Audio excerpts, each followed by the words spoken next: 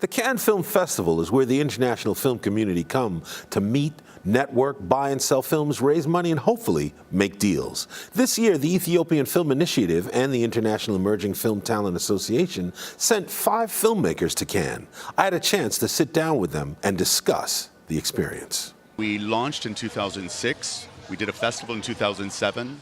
In 2008, we decided to focus on film education in emerging economies. Okay. We went to Ethiopia in that year, and we did a conference with the embassies of the United States and India, and partnered with UNESCO. And out of that conference was born the Ethiopian Film Initiative, or the EFI, and they have been our working partners ever since, on the ground there, doing workshops,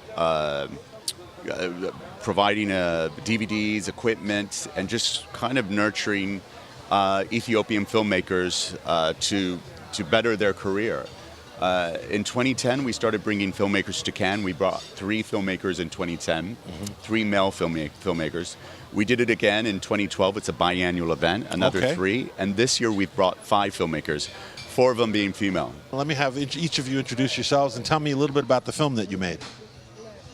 My name is Hermon Hailay. I'm a filmmaker in Ethiopia. I'm a future filmmaker. I've done 2 movies before, and the third one is in the road. It's okay? Yeah. I'm Hirat Almasum. I'm a film director and I write scripts. Here I brought a project here. I'm working on a project. It's a short film. It's about a 13-year-old rural Ethiopian girl. It's about self-discovery, sexual awareness, and sexual awakening. Okay. Yeah. Hi, Mike. I'm Danny from Ethiopia. You're the token? You're Yes. the token male? The token man. Okay. I'm a writer-director from Ethiopia, and it's my first time at the Cannes, and I'm here pitching my first drama feature, which is a story about it's the story that starts and ends in 24 hours. It's called Out of Focus, and it tells the story of a young Ethiopian man who is in his mid to late 20s. He's forced to come back to Ethiopia after living for decades outside. And he steps outside the Addis Ababa airport with just a backpack and $500, and he has to figure it out. Okay. So to me, it's a story about confronting and accepting your past. It's about the need to belong. So yeah. How has this whole experience of coming to Cannes been for you?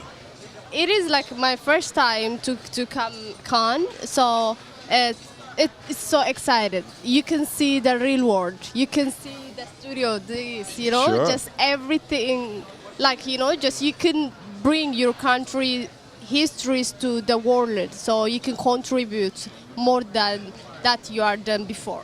So that's good. Okay. Well, I want to ask you about Cannes, but your film, it sounds interesting. Sexuality is a very controversial topic in Ethiopia. Now, is it dangerous for a female director to be making a film like what you want to make? I'm looking forward to know, really. But the reason that I wanted to make this film is when a baby takes the first step, or when a baby says the first word, we celebrate it, But when a girl turns 12 and shows sexuality, we try to suppress that. So I want to celebrate this beautiful change in a girl's life. That's why I'm making the film. Okay. And I want to get to you in a minute, Danny. But for both of you, even in the international community, women are still the minority in terms of filmmakers. What is it like in Ethiopia being an Ethiopian female filmmaker? You can't answer that, Danny. Actually, we noticed after we came here. We just joined some meetings like the European filmmakers, Yes. when they discuss, especially the woman, the European filmmaker woman, and we was there. So we amazed. Okay. And anything you want to add to that?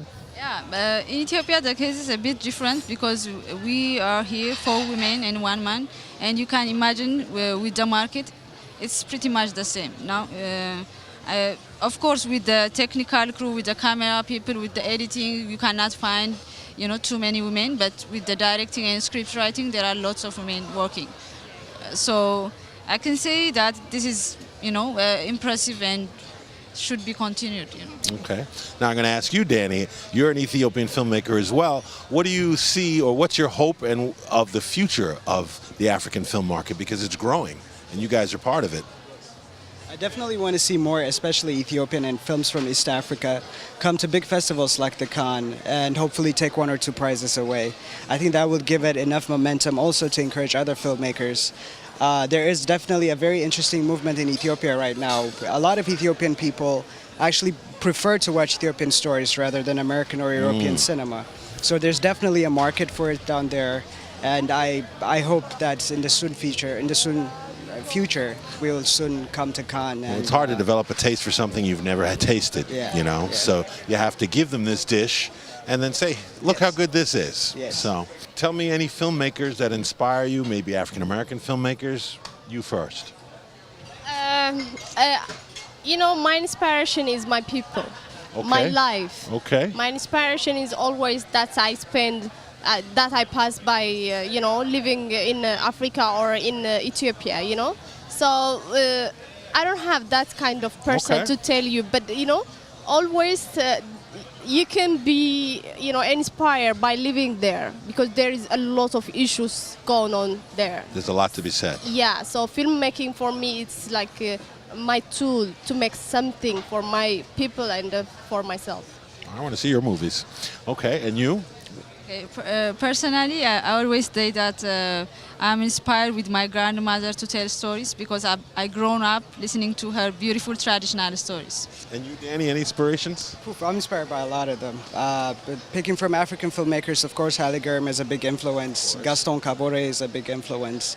Fellini, Jean-Luc Godard, they're also big influences. I'm also inspired by the Ethiopian history and culture. And it's actually one of my, I feel it's also up to Ethiopian filmmakers or African filmmakers to portray like a positive side of their countries and continents. It was so great to see what they're doing, and I look forward to seeing what other films end up coming out of Africa, and especially these filmmakers. And we'll be right back. Can you recall for me the first time you encountered the signal? What? Matrix actor Lawrence Fishburne leaves the big-budget movie behind and stars in the independent sci-fi film The Signal. Up next, first-time writer-director Will Eubank tells us about what it took to get the star to the big screen. Next on Arise on Screen.